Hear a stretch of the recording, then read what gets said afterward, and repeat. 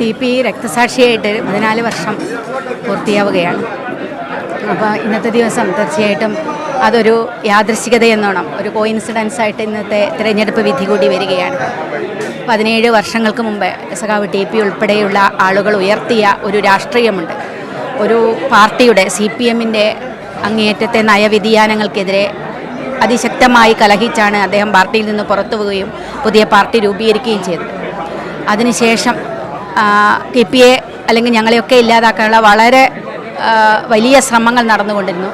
അവസാനം TPയെ 51 വെട്ടി ഇല്ലാതാക്കി, ക്രൂരമായി കൊല ചെയ്തു. പക്ഷേ അതിനുശേഷവും ആ ഒരു രാഷ്ട്രീയം അവസാനിച്ചില്ല. ആ രാഷ്ട്രീയം കുതിച്ചുകൊണ്ടേയിരിക്കുകയാണ്.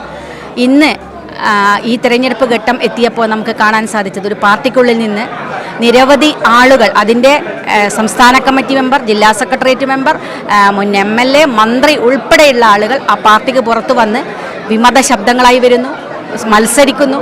അപ്പം വലിയ പൊട്ടിത്തെറി ഒരു പാർട്ടിക്കകത്ത് സംഭവിക്കുന്നത് വളരെ കൃത്യമായി അന്ന് പറഞ്ഞ രാഷ്ട്രീയം പ്രസക്തമാണ് എന്ന് തെളിയിക്കുന്ന സംഭവങ്ങളാണ് അതിനുശേഷം ഉണ്ടായിക്കൊണ്ടേയിരിക്കുന്നത്. അത് ഈ തെരഞ്ഞെടുപ്പിൽ നമുക്ക് വളരെ കൃത്യമായി കാണാൻ സാധിച്ചു. ഇപ്പം മെയ് 4 റിസൾട്ട് വരുമ്പോൾ അത് വളരെ യാദൃശ്ചികമായിട്ടാണ്. അപ്പം അതൊരു കാവ്യനീതിയാണ്. അത് TPയുടെ ഘാതകർക്ക് കിട്ടുന്ന ഏറ്റവും കനത്ത പ്രഹരമായിരിക്കും ഈ തെരഞ്ഞെടുപ്പ് വിധി എന്ന കാര്യത്തിൽ ഒരു സംശയവുമില്ല. എതിരഭിപ്രായം പറഞ്ഞ ആളുകളെ കൊന്നു തള്ളുന്ന ഒരു രാഷ്ട്രീയത്തെ ഒരു കാരണവശാലും വെച്ചു പൊറുപ്പിക്കില്ല എന്ന് ഒരിക്കൽ കൂടി ജനം തീരുമാനിച്ചു എന്നതാണ് ഈ തെരഞ്ഞെടുപ്പ് കാണുന്ന രാഷ്ട്രീയം.